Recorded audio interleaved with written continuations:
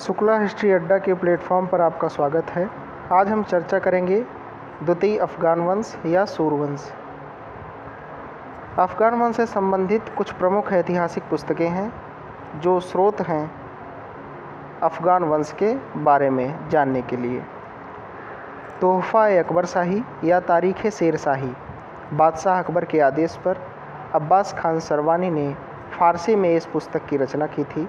1614 ईस्वी में यह पुस्तक पूर्ण हुई। शेर शाह के जीवन के आरंभ से अंत तक की सभी घटनाओं का विवरण इस ग्रंथ से प्राप्त होता है।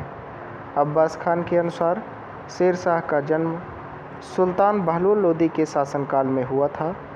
अहमद यादगार ही बताता है कि शासक बनने के तीसरे साल बाबर लाहौर गया था। तवारीख़-ए-दौलत-ए-शेर शाही फ़ारसी में लिखे गए इस ग्रंथ का लेखक हसन अली खान था, जो कि शेर शाह का समकालीन एवं उसका मित्र था। वाक़ियात-ए-मुश्ताक़ी के लेखक रिज़्क़ुल्लाह ने इस पुस्तक में लोदियों एवं शेर शाह के प्रशासन का वर्णन किया है। तारीख़-ए-सलातीन-ए-अफ़गाना अहमद यादगार ने इस पुस्तक की रचना जहांगीर के काल में पूर्ण की थी। इसके अतिरिक्त अब्दुल्ला की तारीख़-ए-दाऊदी एवं नियामतुल्लाह की मखज़ान-ए-अफ़गानी भी सूरवंश हेतु उपयोगी ग्रंथ हैं। मखज़ान-ए-अफ़गानी 1612 ईस्वी तक यह सामान्य इतिहास है। नियामतुल्लाह जहांगीर का वाक़या-नवीस था। अब हम चर्चा करेंगे शेर शाह सूरी के बारे में, जिनका शासनकाल 1540 ईस्वी से 1545 ईस्वी तक था। इनका जन्म 1472 ईस्वी में हिसार फिरोजा के बजवाड़ा में हुआ था। मूल नाम इनका फरीद था। पिता का नाम हसन, जो सासाराम के जागीरदार थे। उपनाम या उपाधि इनकी शेर शाह सुल्तान-ए-आदिल। राज्याभिषेक के अवसर पर यह उपाधि धारण की थी। कौन सी? शेर शाह सुल्तान-ए-आदिल की उपाधि। हज़रत आला की उपाधि, जो दक्षिणी बिहार का शासक बनने के उपरांत यह उपाधि ली थी। शेर खान बहादुर खान लोहानी ने यह उपाधि दी थी। कौन सी? शेर खान की उपाधि। शेर शाह चौसा विजय के पश्चात यह उपाधि स्वयं ही धारण की थी शेर शाह सूरी ने। हैदर द्वितीय ने अब्बास खान सरवानी जो हैं इनको हैदर द्वितीय की उपाधि दी थी। धूल में खिला फूल डॉक्टर कानून गो ने इनको कहा था। चालाक अफ़गान बाबर ने कहा था। इसके पश्चात हम देखते हैं हिंदुस्तानी मुस्लिम पुनर्जागरण का नायक तथा अकबर का अग्रगामी एवं पथ प्रदर्शक शेर शाह को ही माना जाता है।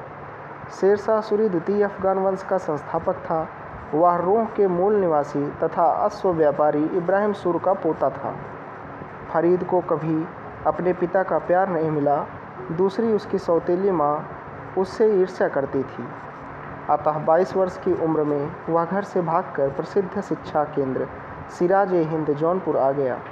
यहीं पर उसने गुलिस्तान बोस्ता एवं सिकंदरनामा का अध्ययन किया और अरबी, फारसी एवं गणित का विशेषज्ञ बना। तदुपरांत वह अपने पिता की जागीर सासाराम आया और भू राजस्व सुधार में लग गया।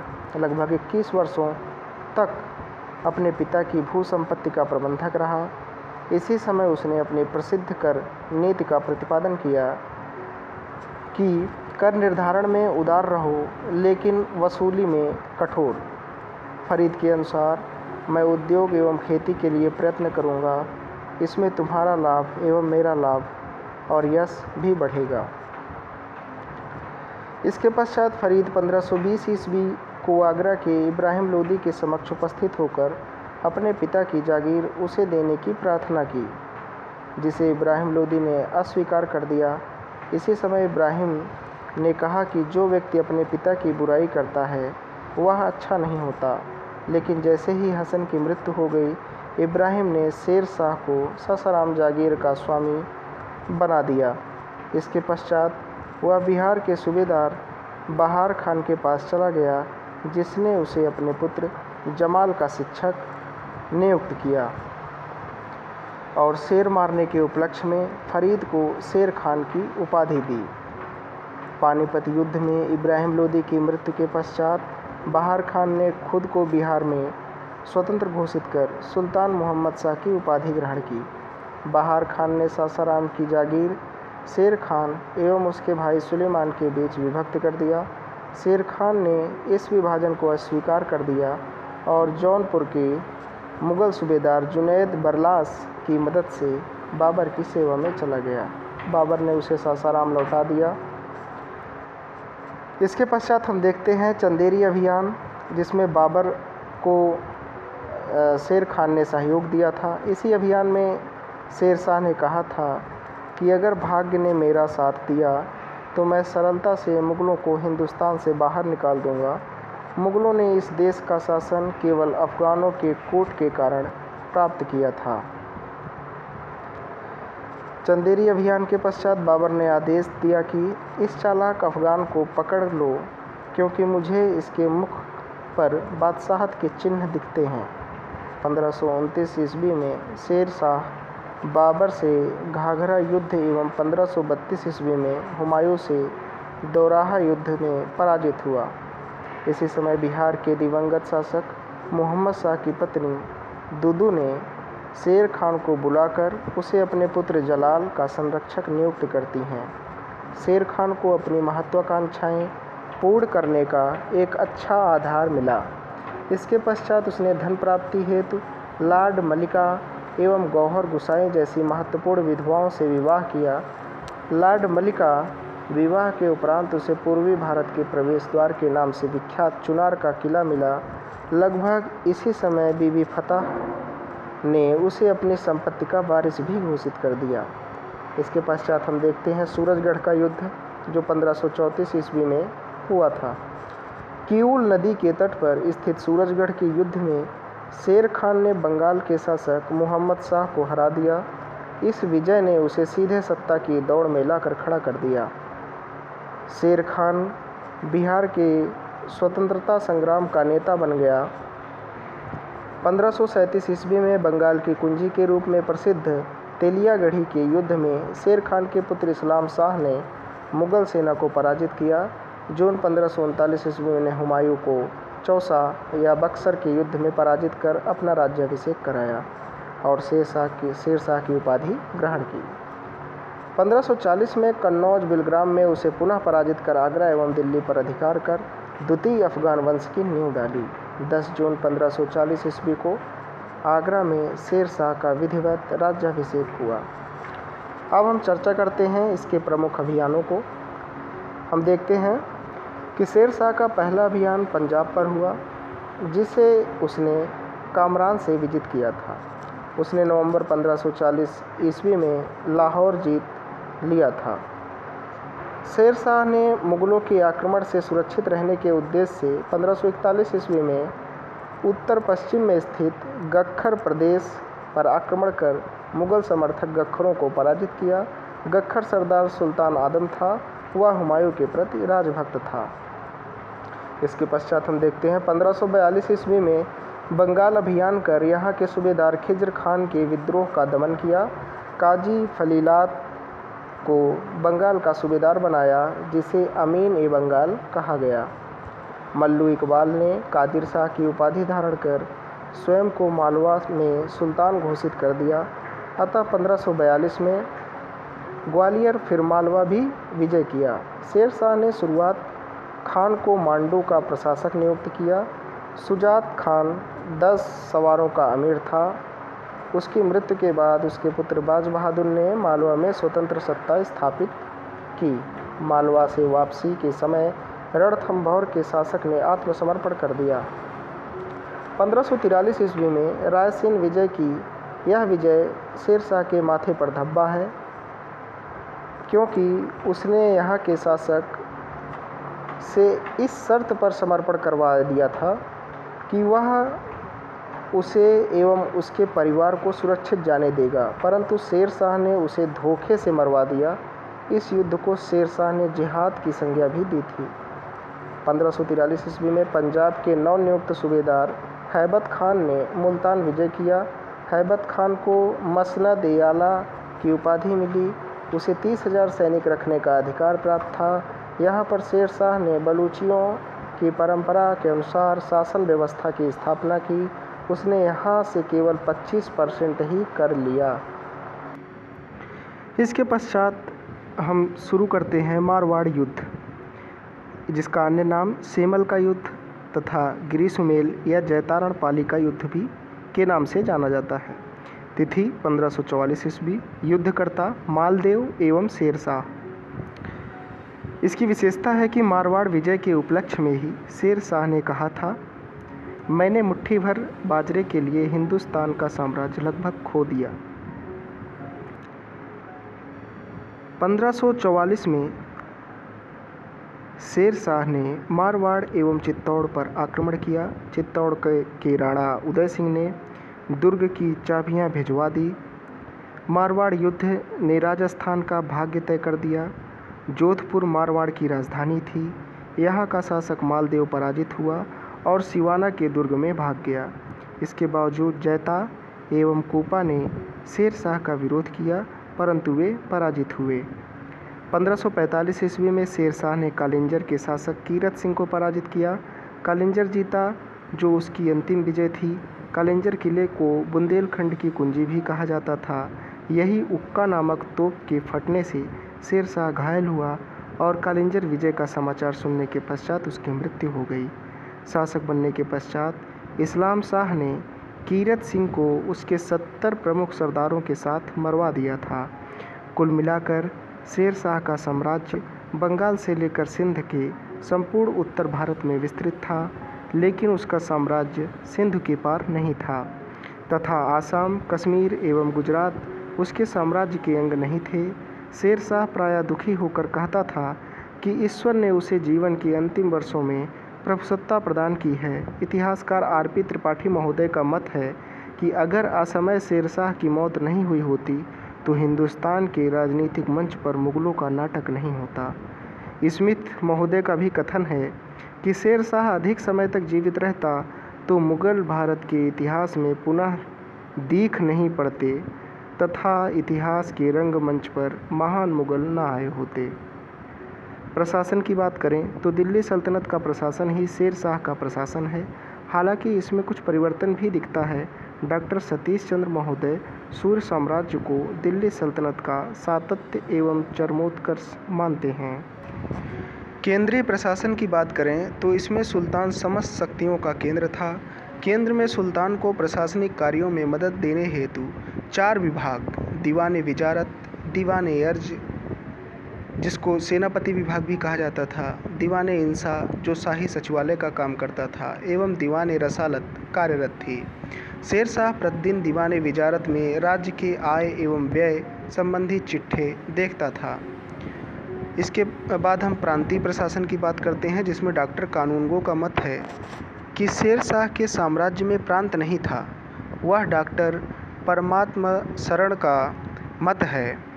वहीं डॉक्टर परमात्म शरण का मत है कि साम्राज्य में प्रांतों का अस्तित्व था। वास्तव में सूबा इकाई तो थी, परंतु प्रांतीय प्रशासन के संबंध में शेरशाह कोई निश्चित नीति नहीं अपना सका। दूसरे उसने कुछ प्रांतों, पंजाब एवं मुल्तान जैसे प्रांतों में 2 उप प्रांतपतियों की नियुक्ति भी की थी। यह प्रवृत्ति कुषाणों की एक प्रांत में 2 गवर्नर, महाक्षत्रप या क्षत्रप नियुक्त करने की प्रथा की याद दिलाता है। प्रांतों में अमीन की नियुक्ति की जाती थी। काजी फजीलत भी एक बार दिल्ली का अमीन था। अमीनों के तबादले भी होते रहते थे। सरकार प्रशासन की बात करते हैं। सरकार यानी कि जिला। यहाँ पर सिकदारे, सिकदरान एवं मुंसिफान की नियुक्ति होती थी। सिकदरान जो सैनिक अधिकारी का नाम था, सरकार का सर्वोच्च पद था। यह अपने सरकार में कानून व्यवस्था एवं शांति हेतु जिम्मेदार था। वहीं मुंसिफान मुख्यतः एक न्यायिक अधिकारी था। शेरशाह ने बंगाल में नवीन प्रशासन लागू किया था। महत्वपूर्ण है कि शेरशाह की प्रशासनिक व्यवस्था का आदर्श बंगाल था। आधुनिक अनुसंधानों के अनुसार शेरशाह ने बंगाल का विभाजन 47 सरकारों में किया था। हमने केंद्रीय प्रशासन की बात की, प्रांतीय प्रशासन की बात की, सरकार या जिला प्रशासन की बात की। इसके पश्चात हम सिख, जिसको परगना भी कहा जाता था, के प्रशासन की बात करते हैं। यहाँ सिकदार मुंसिफ या आमिल तथा फौजदार एवं 2 कारकुन, जिसको मुंशी कहा जाता है, की नियुक्ति होती थी। ध्यान दें, सिख या परगना प्रशासन में यहाँ सिकदार, मुंसिफ, फौजदार एवं 2 कारकुन, जिसको मुंशी कहा जाता है, की नियुक्ति होती थी। जो कार्य सरकार के सिकदारान करता था, वही कार्य जिले में सिकदार संपन्न करता था। मुंसिफ दीवानी मुकदमों की निर्णय एवं भू राजस्व की वसूली के लिए जिम्मेदार था। फौजदार परगने का खजांची होता था। इसके बाद हम ग्राम प्रशासन की बात करते हैं। ग्राम में मुकद्दम, जिसको आधुनिक समय में मुखिया या प्रधान कहते हैं, उसका शासन रहता था। मुकद्दम कानून एवं शांति व्यवस्था की स्थापना हेतु उत्तरदायी होता था। पटवारी कृषकों की भूमि एवं उपज का ब्यौरा रखता था। यदि सड़क पर किसी सौदागर को कोई जान माल की हानि हो जाती तो इस हेतु शेरशाह ने जमींदार को ही जिम्मेदार मानता था। उसको वही दंड दिया जाता था जो चोर एवं डाकुओं को मिलता था। इसके बाद हम पुलिस व्यवस्था की बात करते हैं। शेरशाह ने स्थानीय अपराध हेतु स्थानीय उत्तरदायित्व का सिद्धांत लागू किया। शेरशाह ने जमींदारों पर शेख निजामी का वाक्य लागू किया कि यदि कोई सौदागर तुम्हारे मुल्क में चल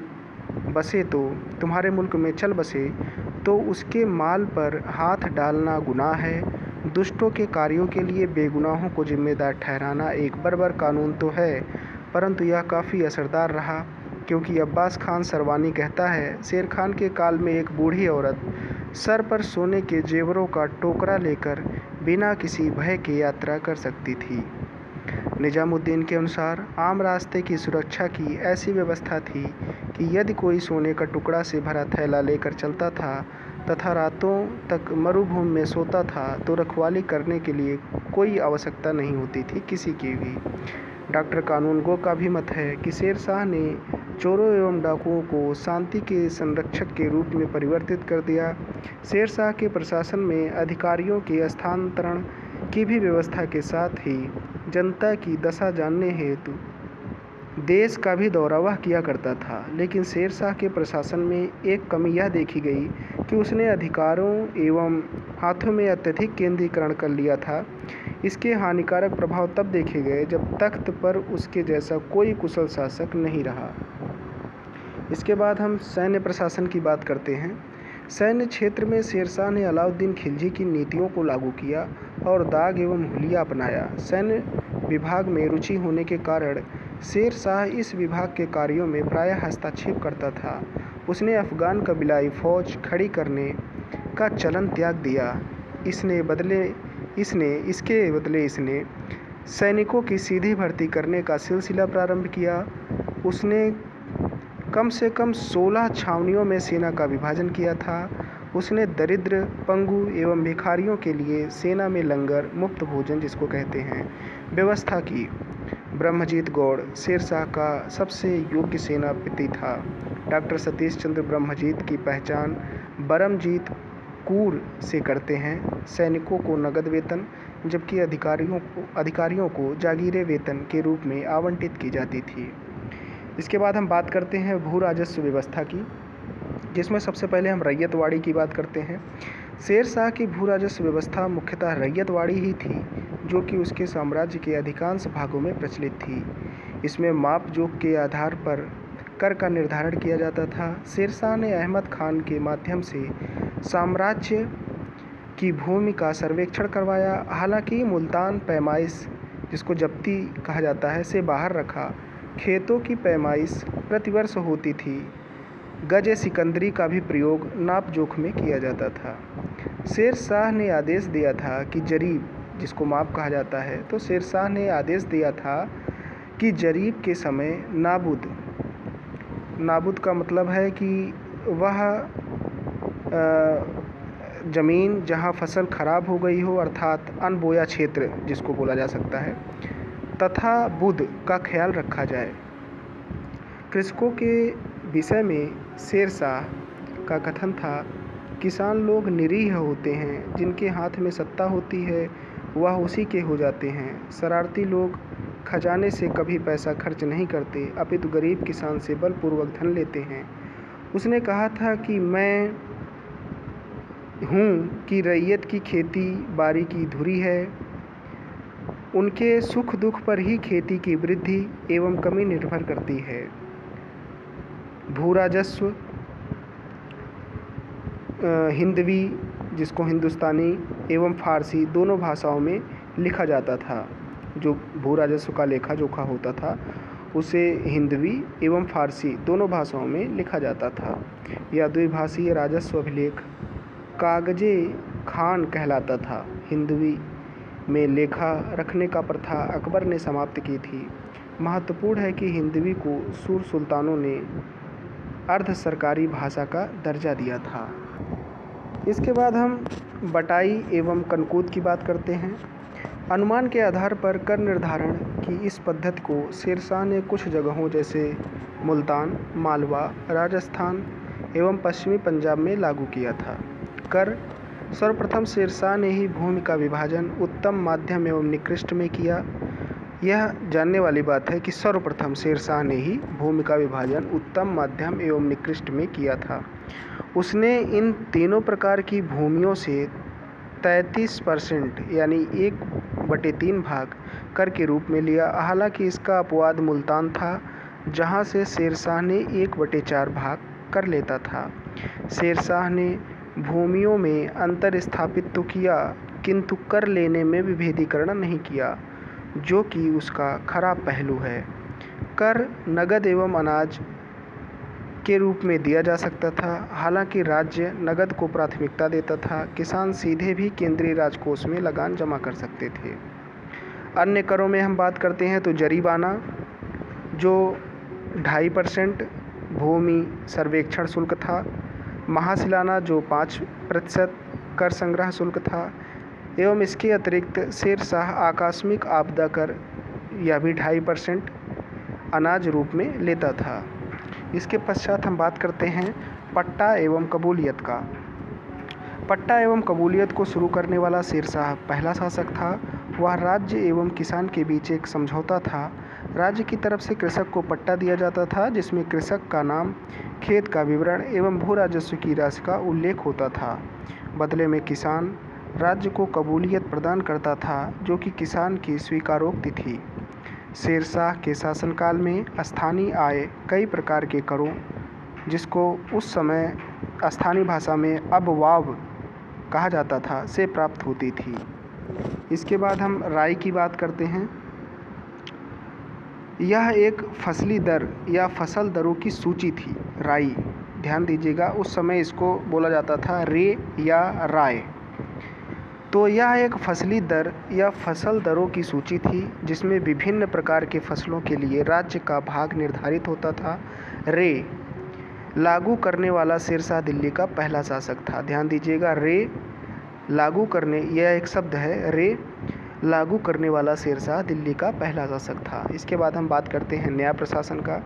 शेरशाह का कहना था कि न्याय धार्मिक अनुष्ठानों में सबसे उत्तम है तथा कोई भी पूजा न्याय की बराबरी नहीं कर सकता था। हिंदू एवं मुसलमान दोनों इसका एक समान अनुमोदन करते हैं। शेरशाह ने अपने मुहतसिब का वध करवा दिया। एक बार उसने भतीजे को इसलिए दंडित किया कि उसने एक सुनार की पत्नी पर पान का पत्ता फेंक दिया था। वह बुधवार को न्यायिक कार्य संपादित करता था। न्याय के अधिकारी काजी एवं मीर अदल थे। अब्दुल कादिर बदायूनी शेरशाह की न्यायप्रियता की प्रशंसा करता है। उसका कथन है कि खुदा का शुक्र है कि मैं इस न्यायप्रिय बादशाह के वक्त में पैदा हुआ। शेरशाह की धार्मिक नीति धर्म सहिष्णुता की थी। इसके पश्चात हम सिक्कों की बात करते हैं। शेरशाह के समय टकसालों की कुल संख्या 23 थी, 23। शेरशाह ने सोने का दिनार या अशरफ जो 167 ग्रेन का था, चांदी का रुपया, तांबे का दाम जो 380 ग्रेन का था एवं पैसा चलाया। शेरशाह के काल में 1 अशरफ बराबर 64 दाम तथा 1 अशरफ बराबर 9 रुपया होता था। चांदी के रुपयों का वजन 180 ग्रेन था। स्मिथ के अनुसार 1540 ईस्वी में शुरू रुपया को ईस्ट इंडिया कंपनी ने 1835 तक बनाए रखा, जो कि वर्तमान ब्रिटिश मुद्रा का आधार बना। ध्यान दीजिएगा, एक बार फिर से मैं इसको दोहरा देता हूँ। शेर शाह के समय टकसालों की कुल संख्या 23 थी। शेर शाह ने सोने का दिनार या अशरफ जो 167 ग्रेन, चांदी का रुपया, तांबे का दाम जो 380 ग्रेन का था एवं पैसा चलाया। शेर शाह के काल में एक अशरफ बराबर 64 दाम तथा एक अशरफ बराबर 9 रुपया होता था। चांदी के रुपयों का वजन 180 ग्रेन था। स्मिथ के अनुसार 1540 ईस्वी में शुरू रुपया को ईस्ट इंडिया कंपनी ने 1835 तक बनाए रखा, जो कि वर्तमान ब्रिटिश मुद्रा का आधार बना। शेर शाह के सिक्कों पर अरबी एवं देवनागरी लिपि का प्रयोग हुआ। प्रथम 4 खलीफाओं के भी नाम सिक्कों पर अंकित हैं। उसने मिश्रित धातु के सिक्के बंद करा दिए तथा शेर शाह का मुद्रा सुधार अस्थायी सिद्ध हुआ। अब हम चर्चा करते हैं लोक कल्याणकारी कार्यों के बारे में। शेर शाह ने सराय एवं सड़कों का निर्माण कराया, जिन्हें डॉक्टर कानूनगो ने साम्राज्य की धमनियाँ कहा है। शेर शाह ने प्रति 4 मील पर एक तथा कुल 1700 सरायों का निर्माण कराया। प्रत्येक सराय का प्रमुख सिकदार होता था। इन सरायों से शेर शाह डाक चौकियों का भी काम लेता था। सरायों के निर्माण से भटियारा नामक नवीन श्रमिक वर्ग का उदय हुआ। हिंदुओं एवं मुसलमानों के लिए इन सरायों में अलग अलग व्यवस्थाएं थीं। शेर शाह ने आदेश दिया था कि जो भी सराय में आए उसे सरकारी खजाने से उसकी पद एवं प्रतिष्ठा के अनुरूप व्यवस्था दी जाए। इसके पश्चात हम बात करते हैं राजधानी दिल्ली में दान का लंगर स्थापित किया, जहां कोई भी आके भोजन कर सकता था। इस हेतु वह प्रतिदिन 500 अशर्फियाँ खर्च करता था।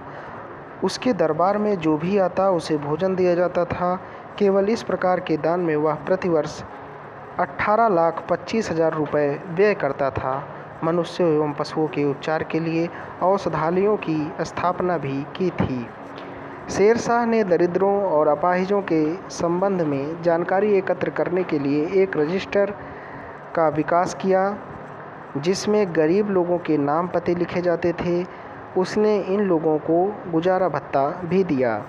शेर शाह ने कुल 4 सड़कों का निर्माण कराया, जिसमें से सर्वाधिक महत्वपूर्ण 1500 कोस लंबी लाहौर से सोनारगांव बंगाल जाने वाली सड़क थी। यही सड़क प्राचीन काल में उत्तरापथ थी, जिसे शेर शाह के समय सड़क-ए-आजम कहा गया।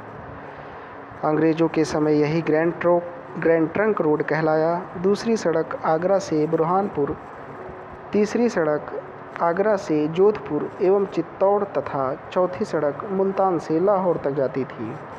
शेर शाह ने 2.5% सीमा शुल्क बंगाल एवं सिंधु तट केवल इन 2 जगहों पर वसूला। इसके पश्चात हम सांस्कृतिक उपलब्धियों के बारे में जान लेते हैं। सबसे पहले हम स्थापत्य की बात करते हैं। शेर शाह ने अपने जीवन काल में ही सोन नदी के तट पर स्थित सासाराम में अपना मकबरा बनवाया, जिसे कनिंघम ने ताजमहल से श्रेष्ठ माना है। मकबरा अष्टकोणीय है। पूछा जाता है, ध्यान दीजिएगा, अष्टकोणीय मकबरा सासाराम में शेर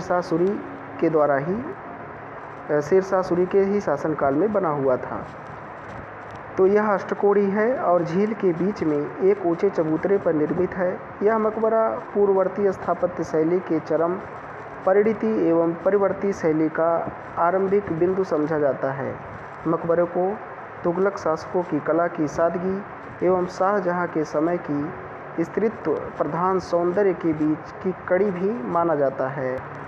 शेर शाह ने दीनपनाह को तोड़कर पुराना किला के भवनों का निर्माण कराया। उसने यहाँ किला-ए-कुहना मस्जिद का निर्माण कराया। इसमें 5 मेहराबी मुख्य द्वार और 1 गुंबद रखी गई है। यही शेरगढ़ नगर या दिल्ली शेरशाही बसाया, जो कि दिल्ली का 6ठा नगर था। इसमें लाल दरवाज़ा और खूनी दरवाज़ा भी है। शेर शाह ने कन्नौज नगर को नष्ट करके शेरसूर नगर बसाया। इसने पाटलिपुत्र को आधुनिक स्वरूप प्रदान किया और इसका नाम पटना रखा। रोहतासगढ़ किला इस नाम से 2 किले थे, एक पूर्व में सोन नदी के तट पर तथा दूसरा सिंध में झेलम नदी पर। जिसका निर्माण शेर शाह ने टोडरमल से करवाया था। पद्मावत, कन्हावत, अखरावत एवं आखिरी सलाम के रचयिता मलिक मोहम्मद जायसी शेर शाह के काल में ही हुए। हालांकि वे राज दरबार से संबंधित नहीं थे। पद्मावत का आखिरी भाग 12 मासा है। पद्मावत का बांग्ला अनुवाद अलाओल ने किया। वह बंगला में मूल रचना करता और फारसी में अनुवाद भी करता था। अलावन वैष्णव विषयों पर अनेक कविताओं का रचयिता भी था। कुछ महत्वपूर्ण तथ्यों को जान लेते हैं। इतिहासकार डॉक्टर कानून गो शेर शाह के आधुनिक जीवनीकार थे। उन्हें ही शेर शाह को प्रसिद्धि दिलाने का श्रेय प्राप्त है। लेकिन शेर शाह की जो लोक छवि अब तक बन पाई है उसका श्रेय अब्बास खान शेरवानी को ही जाता है। Doctor RP. त्रिपाठी ने शेर शाह को ही अकबर का गुरु माना है। इस वीडियो में हमने शेर शाह सूरी से संबंधित सभी पहलुओं पर चर्चा की। हमें आशा है कि आपको यह समझ में आया होगा। अगले वीडियो में हम इस्लाम शाह के बारे में चर्चा करेंगे। तब तक के लिए धन्यवाद।